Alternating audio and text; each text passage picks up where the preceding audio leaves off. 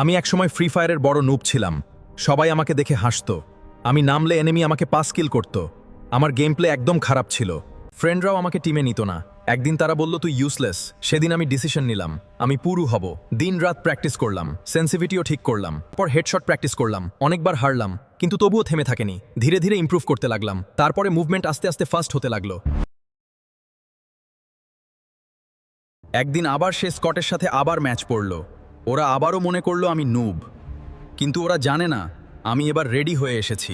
First enemy আমার সামনে আসলো এবং তাকে একটি হেডশট মেরে নক করে দিলাম। তারপর দ্বিতীয়জন রাজদিল ক্রাউচ ক্রাউচ ফায়ার নক। তৃতীয় জনকে মুভমেন্ট দেখিয়ে নকডাউন করে ফেললাম। তারপর বাকি আছে স্কটের লিডার। ইম্পসিবল, এটি কেমনে সম্ভব হবে? ফেস টু ফেস ফাইট শুরু করলাম। অনেকক্ষণ মুভমেন্ট করে, নক করে, ভুইয়া করে ফেললাম। যারা আমাকে ইনসাল্ট করেছিল আজ তারা আমাকে রেসপেক্ট দিচ্ছে। নেভার গিভ আপ, পরিশ্রম করলে তুমি হতে পারবে। এরকম ভিডিও পেতে চাইলে ভিডিওতে একটি লাইক করো, সাবস্ক্রাইব করে আমার পাশে থাকো। নেক্সট ভিডিও কি নিয়ে আনবো কমেন্টে বলে যাও, কোন কাহিনী দিয়ে বানাবো।